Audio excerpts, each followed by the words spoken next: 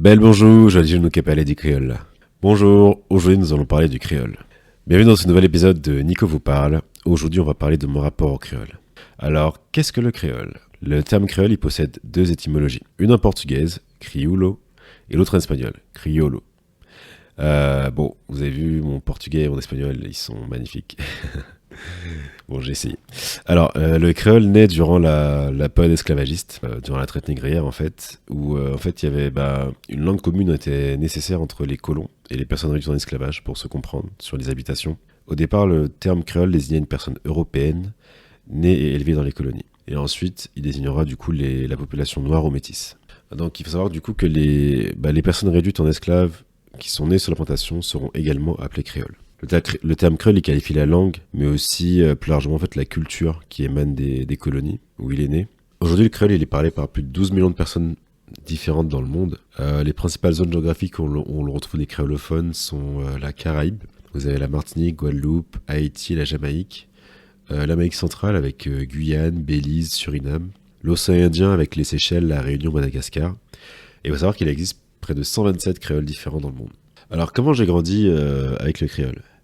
Du coup, comme vous le savez, moi j'ai grandi en Martinique en fait, de mes 0 à 21 ans. Et mes parents parlaient créole à la maison. Alors plus mon père que ma mère, c'est vrai. Je me souviens que entre eux ils parlaient créole, tu vois, normal. Ils parlaient créole quelquefois. Mais moi, je les écoutais plus. J'avoue que j'ai pas... je parlais rarement je parlais rarement créole avec mes parents. On parlait plus français entre nous. Enfin, quand moi, je vais m'adresser à eux. C'est plus en grandissant que je me suis permis de leur parler créole quelquefois. Mais j'ai l'impression qu'aux Antilles, il y a une certaine barrière à parler créole quand t'es enfant. Enfin, tu parles pas créole à tes parents. Quand t'es enfant, en général, c'est mal vu. Limite, on dirait que c'est un manque de respect si tu le fais. C'est quoi, on dit c'est bagaille grand monde, quoi. Donc, c'est quelque chose pour les adultes. Donc, il y a un peu... Alors, je sais pas si ça a changé, mais en tout cas, c'est vrai que petit, je me voyais pas parler créole avec mes parents. Moi, à mon niveau, je parle créole avec mes amis, mon entourage proche, en fait, ma copine, etc. Mais pas forcément avec mes oncles ou mes tantes. Avec les cousins aussi, on va parler créole des fois. En gros, je vais parler créole avec les gens qui sont de ma génération pratiquement. Là. Des gens autour de mon âge, ok, mais les gens plus grands, moins. Maintenant que je suis adulte, je parle créole avec mes parents quelquefois, mais c'est venu avec le temps, quoi. Je vous avoue des fois que, en fait, moi, dès que je peux, dès que je suis dans un contexte où je suis avec des Antillais, je me force à parler créole. Dans le sens, enfin pas je me force, mais je prends cette opportunité pour parler créole. Dans le sens où, vu que déjà là je suis à Paris, donc les Antillais, il y a que mes potes, donc il y a il y a que quand je suis avec eux que je peux parler créole, parce que c'est pas avec mes potes qui sont d'ici que je pourrais parler créole, parce qu'ils comprendront pas, tout simplement. Mais du coup voilà, je prends cette occasion pour parler créole. Mais je vous avoue que des fois, j'ose pas parler parce que je sens qu'il me manque des mots de vocabulaire et qu'il y a des mots que je dis, mais c'est du français créolisé, quoi. C'est du créole francisé plutôt. Et voilà, donc, ou soit parce que je pense que j'ai pas le bon accent, mais bon, après ça c'est ma perception des choses. Mais je dirais que mon rapport au créole est plutôt sain, j'ai pas de blocage. J'aime beaucoup cette langue et j'ai à cœur de la pratiquer dès que je peux. J'ai à cœur de la pratiquer parce que pour moi c'est comme ça que je pourrais la préserver, puisque c'est comme tout, quoi. C'est comme un muscle, c'est comme faire du sport. Si tu pratiques pas régulièrement, tu perds l'usage de ça. Donc vraiment je m'oblige à la pratiquer. Et, et petit clin d'œil à mon épisode Black Love, c'est aussi pour ça que je voulais un partenaire de chez moi, que je puisse parler créole avec mon partenaire. Enfin avec ma partenaire. Donc voilà. Et du coup, donc là, je vais vous parler de la place du créole en fait dans nos sociétés. Il faut savoir que le créole, il revient de loin, hein, parce qu'avant, au temps de nos parents, dans les années 50, 60, 70, franchement, c'était mal vu de parler créole. Hein. On disait que c'était un bagaille vieux nègre, dans le sens, c'était un truc pour les vieux nègres, littéralement, mais ça veut dire que c'était quelque chose pour les illettrés, pour les personnes un peu qui manquent d'éducation. Il y a beaucoup ce rapport, je trouve, il y a cette hiérarchie, en fait, où le français est vu comme meilleur que le créole aux Antilles, je trouve.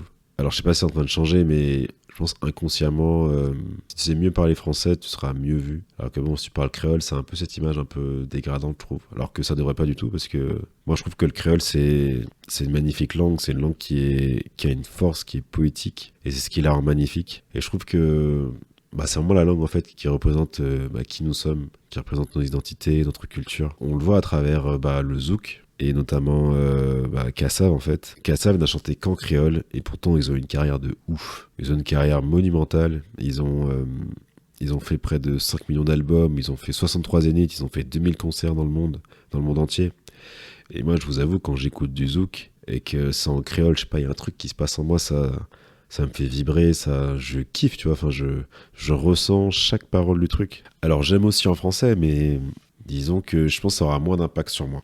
J'aime aussi le zouk en français, mais je trouve qu'en créole, il y a, je sais pas, il y a une espèce de saveur on peut pas égaler, quoi. Et aussi, je le vois à travers d'autres artistes et d'autres types de musique. Par exemple, Kalash, il a un son qui s'appelle Lord Have Mercy, qui est en créole. Et moi, je sais pas comment vous dire, mais je trouve cette chanson-là, à chaque fois que je l'écoute, elle me transperce. Enfin, je sais pas, ça, il y a un aspect, parce que après, il parle de son rapport à Dieu, pardon. Il y a beaucoup de spiritualité dans cette chanson-là et ça me touche. Je pense, le message déjà est touchant, mais le fait que ce soit en créole, il y a une patte, il y a une touche qui est vraiment différente et qui fait que ça me touche, justement. J'ai pas trouvé le verbe pour dire autrement. Mais voilà, la chanson, vraiment, elle me traverse différemment, quoi. Et du coup, voilà, donc moi je pense que le créole a vraiment cette puissance-là, cette poésie-là qui le rend super beau. Et aussi un autre exemple qui montre qu'on doit pas avoir honte du créole, qu'on doit le glorifier, enfin, en tout cas le magnifier, le mettre haut, quoi, enfin le mettre en valeur. Vous avez l'exemple de Kofi Gicho. Alors il a une page Instagram en fait où il éduque sur le créole. Si je dis pas de bêtises, je crois il a fait des études, je crois qu'il a un master ou un doctorat, quelque chose comme ça.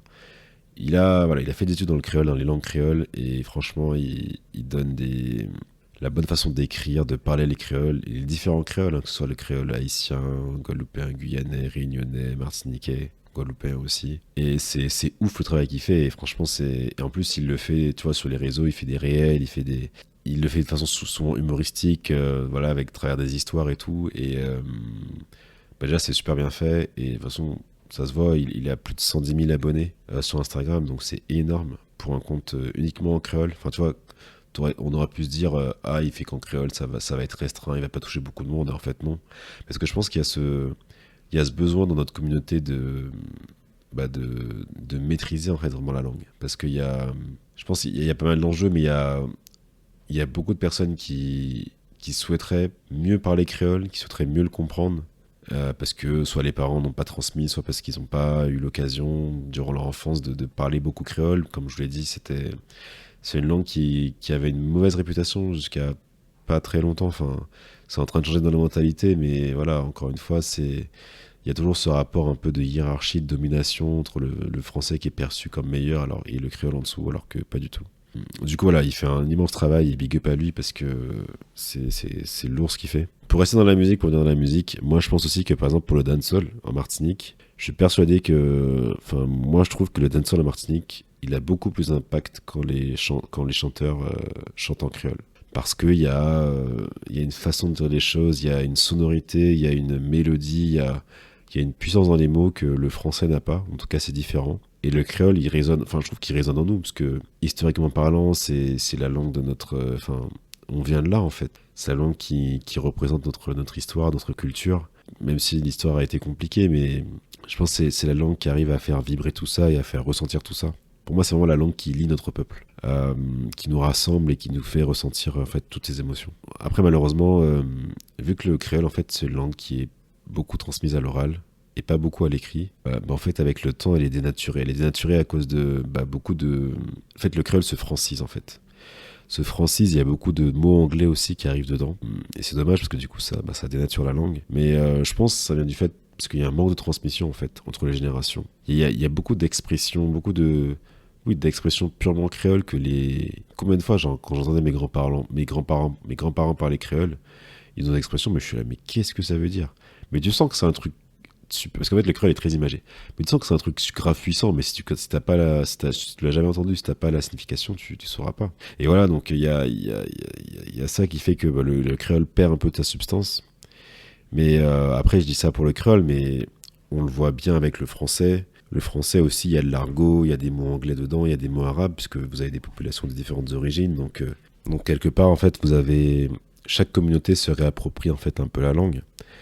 Et du coup, ce qui fait que la langue, même si elle a une base commune, elle se différencie à certains moments. On le voit bien, Yana Nakamura, c'est la chanteuse française la plus écoutée, et pourtant elle parle en argot. Et ça n'empêche pas ses chansons d'exploser. Et elle parle en argot parce que voilà, elle a grandi dans un contexte de cité, un contexte de banlieue, banlieusard, en Île-de-France. C'est un contexte économique, social particulier qui fait que les gens qui sont originaires de ces zones-là, ils ont leur propre code en fait qui différencie d'un Parisien dans le 16e ou dans le 11e. C'est pas la même vie en fait. Ou même moi qui suis né, qui ai grandi en Martinique, c'est pas du tout la même vie. Enfin, on n'aura pas du tout les mêmes expressions. Et donc je pense que voilà, ça vient de là. Ça vient de là et ça vient du fait que oui, pour revenir sur le créole, enfin chaque génération, en tout cas chaque génération modifie le créole à sa sauce. Enfin modifie pardon la langue à sa sauce. Et faut pas oublier non plus que nous on est dans un contexte français. En France la langue officielle c'est le français. C'est pas l'occitan, c'est pas le breton, c'est pas le basque. L'État français est un État qui est centralisé. Donc ça veut dire que il cherche à unifier tout le territoire. La France est une et indivisible et ça c'est une devise de la République, ce qui fait que ils auront beaucoup de mal à reconnaître les langues régionales. Je pense que ça fait un peu peur au gouvernement que voilà, chaque région ait un peu cette fierté ou cette singularité, pardon. Et alors que je trouve que c'est ce qui fait la richesse en fait des différentes personnes sur le territoire. C'est pas parce que je parle créole que je peux parler français aussi. Enfin, on peut très bien être trilingue, parler français, anglais, espagnol, et ça fait pas de nous, on n'est pas moins français parce qu'on parle d'autres langues. Enfin bon. Du coup voilà, donc ça pour dire que c'est à nous, je pense, de défendre la continuité de cette langue. Et c'est pour ça que moi, je souhaite plusieurs choses en fait pour la langue créole. Je souhaite qu'elle soit enseignée dès le plus jeune âge à l'école pour assurer la transmission de la langue aux générations futures. Je souhaite qu'on organise des compétitions de dictée en créole. Quelque part que chacun apprenne les mêmes codes et les mêmes bases pour l'écriture du créole. Que les gens sachent écrire parfaitement le créole, qu'on ait une orthographe homogène et pas que chacun écrive à sa sauce quoi, ou comment il l'entend. Parce que ça aussi, ça fait partie du socle et du bagage qu'on peut transmettre aux générations futures. Mais il faut qu'on ait tous le même bagage si on veut que derrière, la langue se perpétue, quoi. Après, j'ai conscience que les langues évoluent. Enfin, je veux dire, on le voit bien avec l'ancien français. Enfin, l'ancien français n'est plus le français qu'on parle actuellement, quoi. La langue évolue avec le temps. Mais qu'on ait quand même ces codes de base qui font que derrière, après, on est sûr que la langue ne devient pas n'importe quoi. Également, je souhaite qu'on se libère en fait de cette image négative du créole qu'on utilise uniquement quand on est énervé, quand on veut insulter, quand quelqu'un roule pas assez vite pour nous, on insulte les fesses de sa maman. Je pense que les créolophones de Martinique ou Guadeloupe comprendront. Voilà, qu'on arrête, en tout cas, qu'on n'utilise pas le créole que pour ça, que pour quand on veut se battre ou quand on est énervé, quand on est parent et qu'on veut reprendre nos enfants, on passe du français au créole parce que on sait qu'avec le créole, ça montre qu'on est énervé et que là, la bagarre a bandé quoi. C'est-à-dire que le truc est chaud et que si tu te calmes pas, ça va partir quoi. Donc voilà, faut que le créole aussi est une langue d'amour et que voilà, encore une fois, comme j'ai dit avec le zoo, qu'on le voit bien, que ça peut être une langue qui peut perpétuer des choses positives en fait, des messages positifs et des messages bienveillants, des messages qui font du bien quoi. Également, enfin moi j'aimerais qu'on arrête en fait de juger les personnes aussi qui ne parlent pas bien créole ou qui essayent de le maîtriser, parce que ça aussi ça rajoute au fait que la langue sera moins parlée ou moins bien vue. Parce qu'il y aura des blocages chez certains qui, soit parce que les parents ne leur ont pas transmis, soit parce qu'ils n'ont pas eu l'occasion de le parler en grandissant. Enfin, tout bêtement, tu vois, certains Antillais de France qui, quand ils rentrent au pays en vacances, des fois on peut leur faire des remarques ou pas moun matinique, ou pas moun incident, ou pas un vrai matiniché, parce ou pas ça va à l'école. Et ça, moi je trouve ça bête en fait, parce que c'est pas de leur faute déjà, et puis il y a tellement comment dire, enfin je suis en train de changer, mais le rapport au créole qu'ont les Antillais est encore très comment dire, comme je vous l'ai dit, enfin pendant longtemps c'était mal vu de parler créole, fallait pas parler créole entre nous, c'était interdit. Donc il y a encore cette image un peu de quelque chose de pas un peu transgressif quoi. Et ça aide pas à être à l'aise avec une langue. Donc je pense qu'il faut arrêter. Et du coup, comme j'ai dit, c'est une langue qui est très orale, donc qui dépend du nombre de personnes qui la parlent. Et vu que nos populations diminuent, moi je pense que c'est un patrimoine qui est en danger. Donc c'est à nous de le préserver, de ne pas avoir honte de parler créole à nos parents, à nos enfants, à notre famille ou à nos amis. Voilà, qu'on puisse préserver tous les créoles en fait, que ce soit le créole guadeloupéen, le créole martiniquais, le créole guyanais, le créole réunionnais. Même si, je pense qu'entre guadeloupéen et martiniquais on peut se comprendre, guyanais un petit peu, même s'il faut que... Pour les guyanais je peux comprendre l'idée, mais je veux pas tout saisir. Haïtien, je sais qu'on peut se comprendre. Je me souviens, j'étais allé en voyage, quand j'étais ado, j'ai fait un voyage en groupe. J'étais allé en voyage à Miami. Je crois que j'avais 14-15 ans, comme ça peut-être. Ou 12-13 ans, je sais plus, bref. Mais en tout cas, j'étais en voyage à Miami. Et donc on était avec une accompagnatrice. Et bon, elle était censée parler anglais, mais bon, l'anglais n'était pas très fort pour elle. Et bref, en gros, on avait un taxi et je crois qu'il était haïtien. Et du coup, elle a parlé créole avec lui. Et ils se sont compris, tu vois. Et moi, je comprenais ce qu'il disait, tu vois. Donc le créole ici, on peut le comprendre aussi. Mais le créole des Réunionnais, moi, j'avoue, les gars, je vous aime, mais j'arrive pas.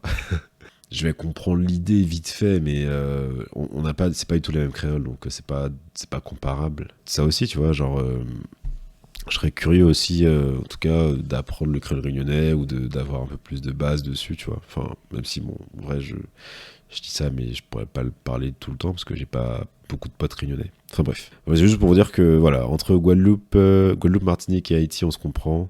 Guyane, ça va, mais un peu plus difficile. Les Réunions, ouais, compliqué. En tout cas, quand tu viens de Martinique pour comprendre le créole réunionnais, en tout cas, moi, perso, j'arrive pas. Donc, s'il y a des Martiniquais qui comprennent le créole réunionnais, force à vous. Mais moi, je comprends pas trop. Parce qu'ils ont vraiment leur expression. Et voilà, pour finir, moi, je veux dire que moi, parce que c'est langue maman nous, c'est langue papa nous. Moi, j'ai pensé que faut que nous aimions, langue en nous, faut que nous aimions, il faut que nous potéo, faut que nous fassions en sorte que, faut que nous gommions, langue ta, parce que langue ta, c'est qu'il tient en nous, c'est histoire en nous, c'est langue, ses ancêtres nous. Et faut que nous gommions, parce que c'est tellement de nous qui peut faire en sorte que langue là qu'à vivre toujours, que c'est Timama nous qu'à continuer à parler langue ta, parce que sinon pas qu'à parler que le bayo, yo pas que pas l'école, yo pas parler seulement français, donc ça qu'à fait que déjà nous dans une situation où nous peut pas tellement connaître l'histoire en nous qu'à partir des Martinique pour venir en France. Donc à vivre en France, donc nous c'est français à sous papier, mais sous nous c'est français réellement, l'état français mon pas savent, mais tout ça m'en les dit c'est que là capote et que là qu'a représenté nous, que là c'est nous en fait. Donc on est pour un main langue ta, nous est pour faire en sorte qu'il a vivre longtemps, qu'il a vivre après c'est maman nous, après c'est Timon nous, et voilà. Donc bon, ceux qui sont créoles, ceux qui parlent le créole, j'espère que vous avez compris. Vous me direz si vous pensez que je parle bien créole.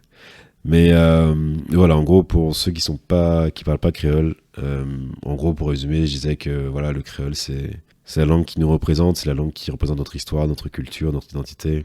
Il faut qu'on se batte pour cette langue-là parce que c'est pas la France qui le fera pour nous. La France, ce qu'elle veut, c'est unifier, c'est que tout le monde parle français, que tout le monde soit un bon petit français, c'est tout. Qu'on doit l'aimer, qu'on doit la soutenir, qu'on doit faire en sorte qu'elle se transmette aux futures générations, aux enfants, aux petits-enfants. Voilà. Et je disais aussi que c'était la langue de nos ancêtres. Voilà. J'espère que cet épisode vous aura plu. Je vous invite à le partager, à noter 5 étoiles et à me suivre sur Instagram, Dumb Talk Podcast. Un lot de soleil et puis sauce.